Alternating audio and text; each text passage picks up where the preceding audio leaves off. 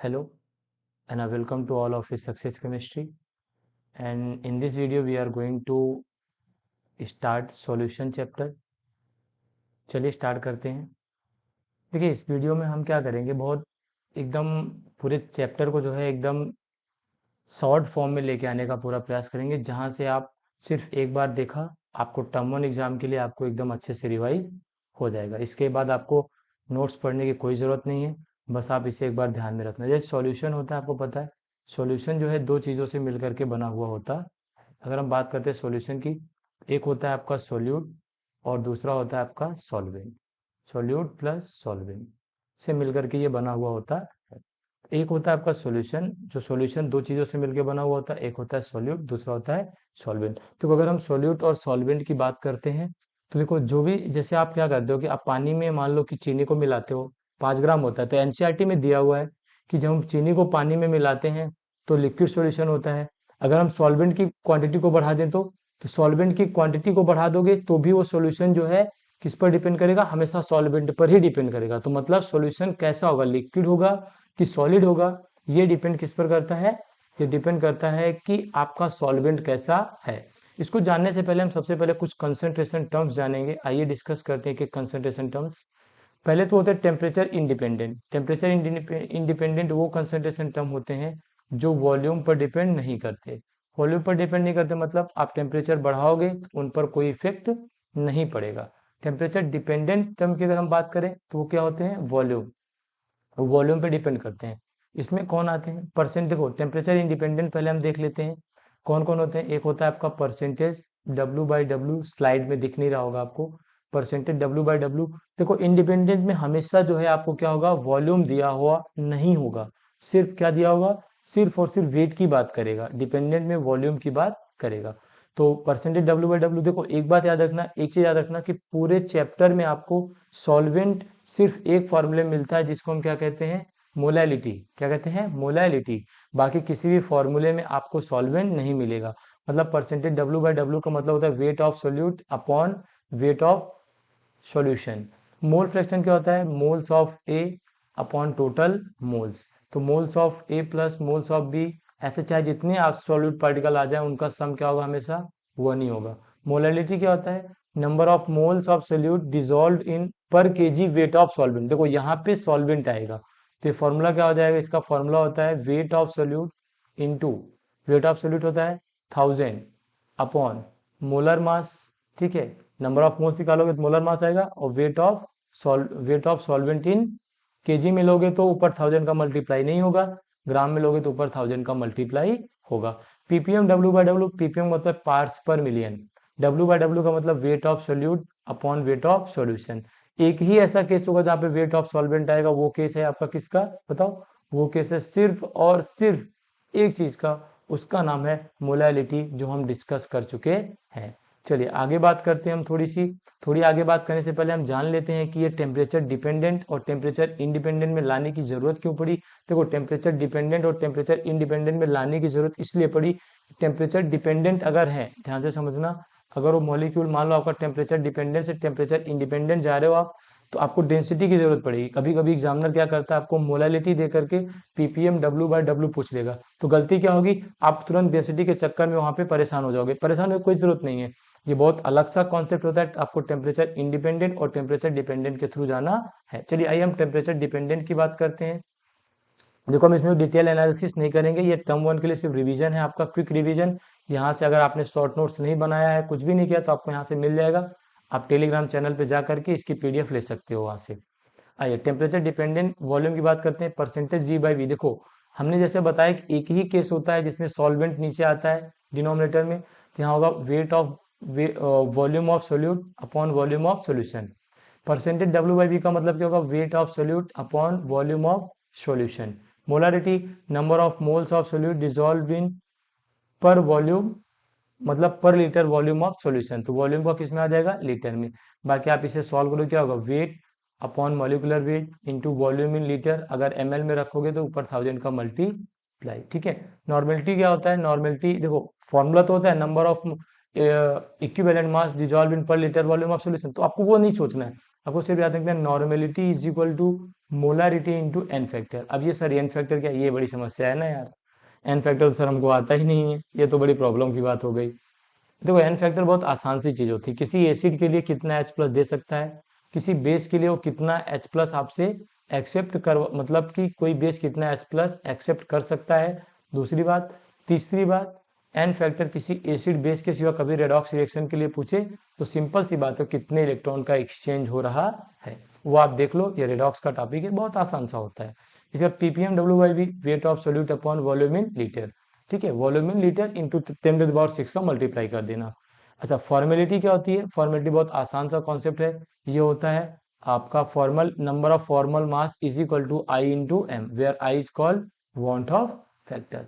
तो क्या क्या आपको बहुत आसानी से इन चीजों को करना है, बहुत इतना टफ नहीं होता है, बहुत आसान सा टॉपिक है सॉल्यूशन चैप्टर, बहुत आराम से जाना, बहुत आराम से कर लोगे, चीजें याद रहेंगी फॉर्मूले, तब क्वेश्चन निकाल ले जाओगे, अदरवाइज बहुत प्रॉब्लम आपको होने वाली है। ठीक है, तो आपको याद रखना, देखो सॉल्बिलिटी ऑफ गैस, किसी भी गैस सोल्यूट की हम लिक्विड सॉल्वेंट में देखते हैं कैसे सॉल्युबल होता है। जैसे एक आपका गैस सोल्यूट है और लिक्विड आपका कोई सॉल्वेंट है, सपोज दैट आप ऑक्सीजन को वाटर में डिसॉल्व करो, ये मान के चलो कि आप ऑक्सीजन को वाटर में डिसॉल्व करें, उस केस में क्या होगा, पहली चीज नेचर ऑफ गैस। देखो नेचर ऑफ गैस किन चीज डिपेंड करता है, पहला polar gas and polar solvent, मतलब गैस कैसा होना चाहिए, पोलर होनी चाहिए। देखो जब गैस पोलर होगी इजिली लिक्विफाई हो जाएगी, जितनी इजिली लिक्विफाई होगी उतनी ही इजिली हम उसको क्या करेंगे, डिसॉल्व कर सकते हैं।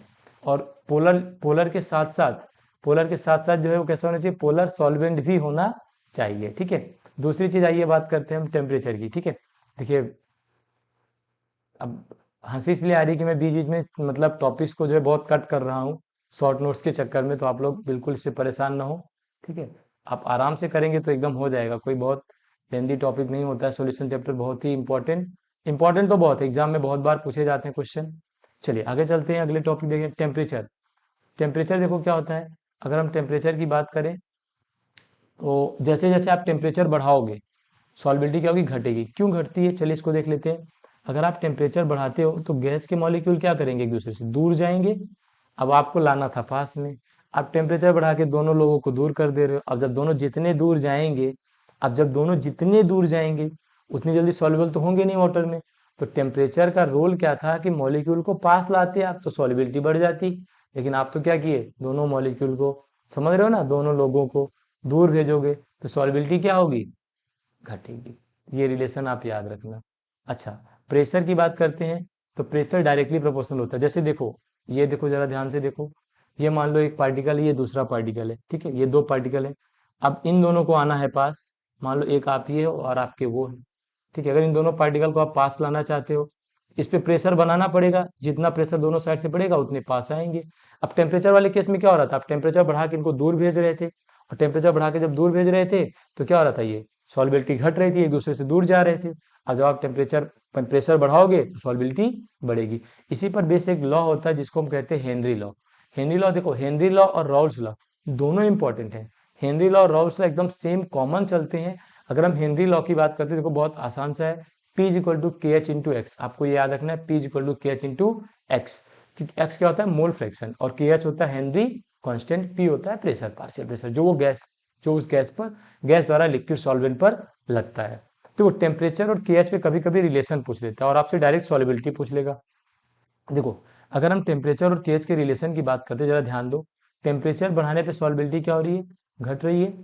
अच्छा, अगर हम कहें कि के एच जो है बढ़ाते हैं, के एच इनवर्सली प्रोपोर्शनल किसके, मोल फ्रैक्शन के, कहां से, हेनरी लॉ से।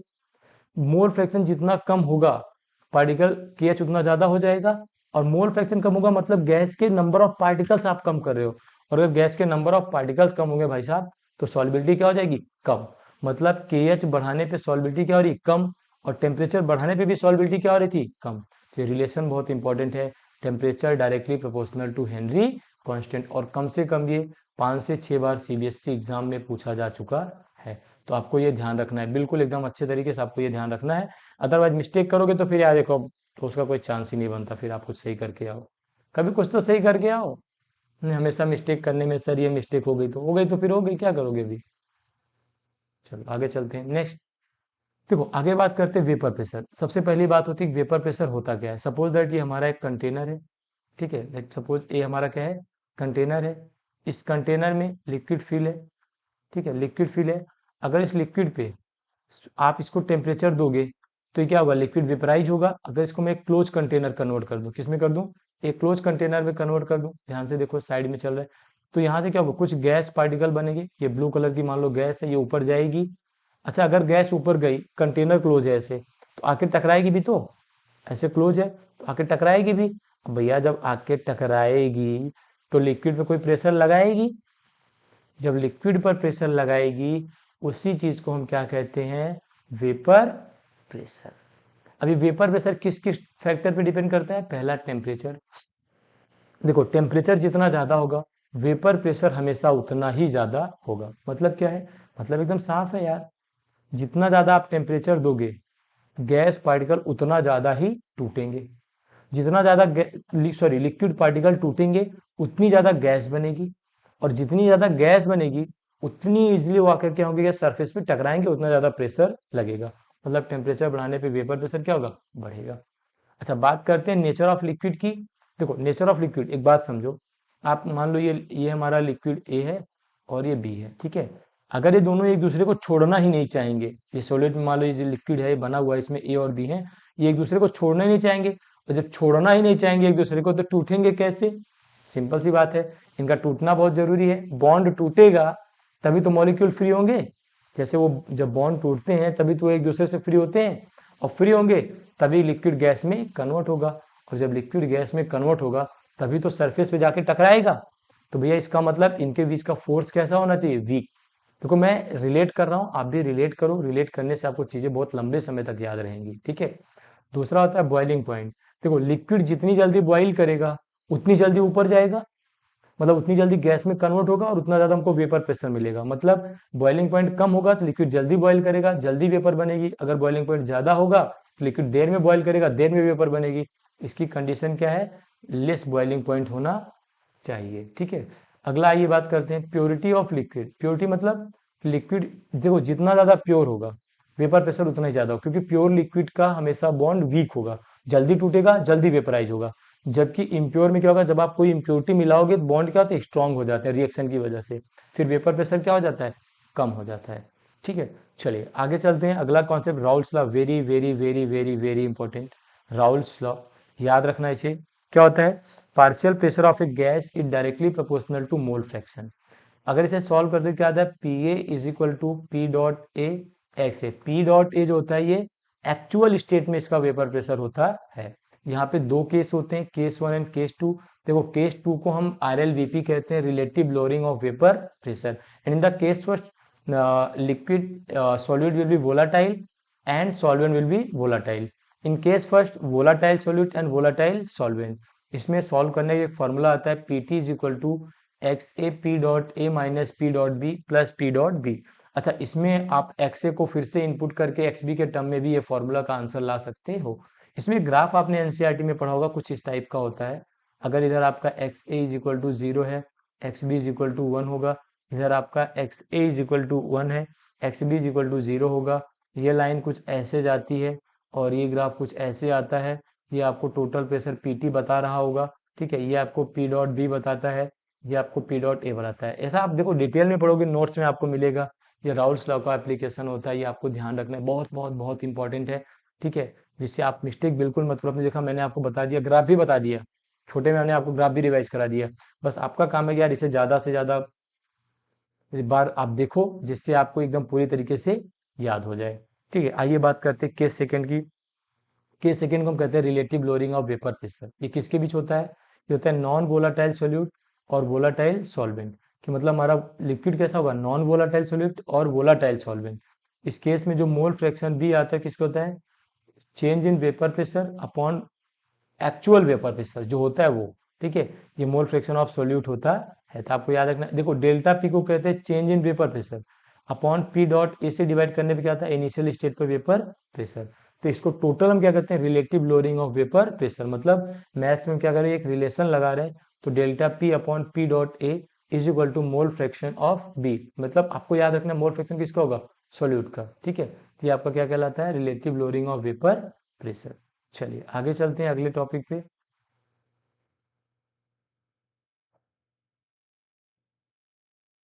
आइए आगे देखते हैं नेक्स्ट वन।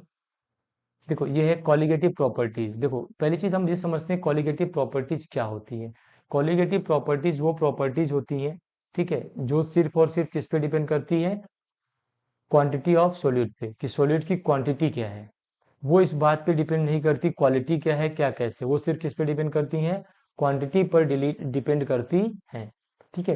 तो देखो क्वांटिटी पर डिपेंड की बात करें तो चार तरीके की कॉलिगेटिव प्रॉपर्टीज होती है।